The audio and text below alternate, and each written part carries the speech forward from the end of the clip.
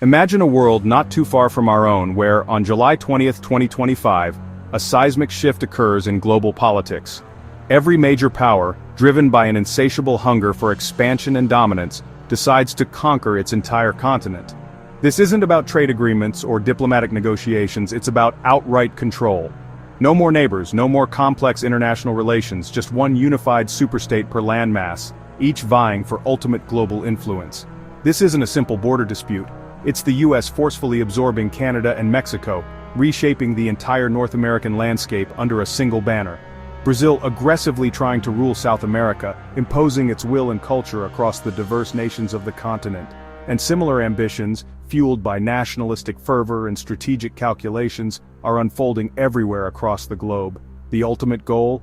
Total control. Military, political, economic, and cultural. The very fabric of society is at stake.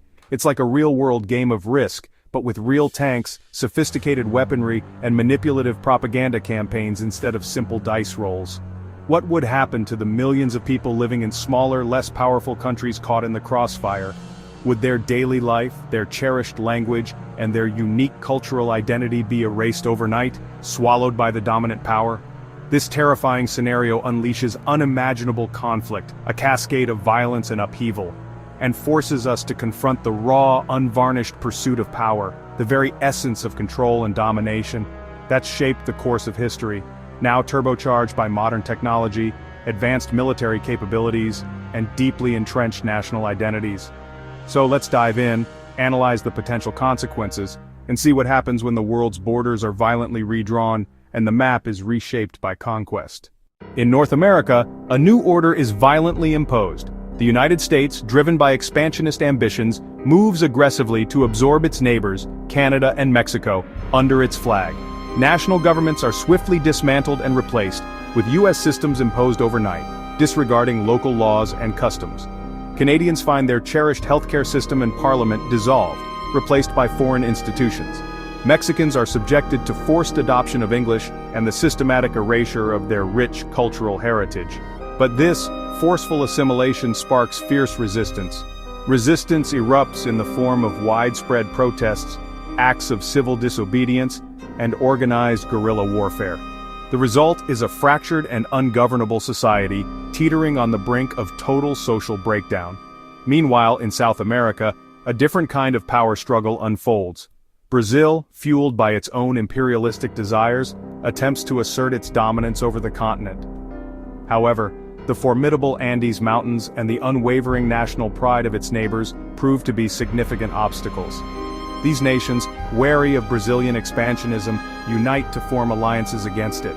But instead of forging a path towards continental unity, the continent tragically splinters into fiercely competitive and warring blocs. On one side stand Argentina, Chile, and Peru, bound by their shared Andean heritage, facing off against Brazil and its allies in a bitter and protracted conflict. The lush Amazon rainforest, once a symbol of life and abundance, becomes a brutal war zone. National economies across the continent collapse under the strain of constant warfare, and the daily lives of ordinary citizens are consumed by the relentless struggle for survival amidst conflict and scarcity. The once cherished dream of a unified and prosperous continent is shattered, replaced by the grim reality of endless warfare and devastation. Across both North and South America, these misguided attempts at conquest and domination ultimately destroy decades of painstaking progress towards stability, prosperity, and peaceful development. The tragic result: widespread chaos, not the promised control, and the devastating cost: hundreds of millions of lives thrown into utter turmoil and despair. In Europe, the ghosts of past wars return, stirring beneath the surface of fragile peace. The echoes of old conflicts resonate, threatening to shatter the present. As Germany, emboldened by its economic strength, or France, driven by a renewed sense of national pride, tries to unify the continent by force, seeking to reshape the map in their own image. Powerful nations resist this ambition, viewing it as a threat to their sovereignty. NATO is triggered, its collective defense pact activated, and a new world war erupts, engulfing the continent in flames. The EU collapses under the strain, its ideals of unity and cooperation shattered. Cities become battlegrounds, reduced to rubble by relentless fighting, and peace, once a cherished hope, is shattered into a million pieces. In Africa, Nigeria, fueled by its vast resources and growing population, might try to forge a superstate, aiming to become a dominant force on the continent. But internal divisions, simmering beneath the surface, and long-standing ethnic strife cause it to fracture, undermining its grand ambitions. Expansion sparks fierce resistance from neighboring states and marginalized groups, and ignites old tribal tensions, setting the stage for widespread conflict, turning the continent into a patchwork of conflict zones, each vying for power and control. Millions are displaced from their homes, forced to flee the violence, and devastating humanitarian crises explode, overwhelming the capacity of aid organizations. The dream of unity, once a beacon of hope, becomes a nightmare, a cruel illusion shattered by the harsh realities of power and conflict. Of failed states where governance collapses and ongoing conflict becomes the norm, leaving behind a legacy of destroyed infrastructure and broken lives. Both continents show that forced unification, imposed through coercion and violence, only breeds destruction, leaving behind a trail of suffering and despair.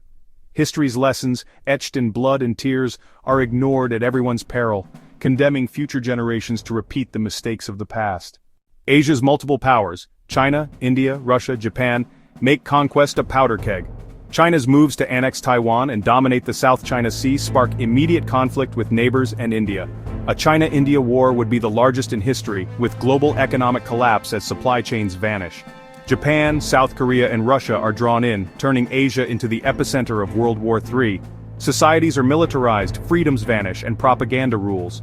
The continent's vast diversity, thousands of cultures, languages, and religions, makes true unification impossible. Any attempt at domination is met with fierce, lasting resistance. The result: destruction, division, and a legacy of hatred. Asia's complexity ensures conquest leads only to chaos. The idea of continental conquest is a recipe for disaster, not stability. Nationalism and the desire for self-determination make true control impossible. Countries aren't game pieces, they're living societies with deep identities. The military might to conquer is nothing compared to the impossibility of ruling unwilling people. Globalization means conflict anywhere becomes crisis everywhere. Economies crash, supply chains break, and chaos spreads.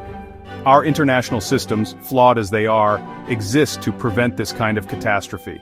The right to self-determination is the foundation of our world. Forced unification leads only to ruin. That's the real lesson. The world's messy borders are far better than the alternative.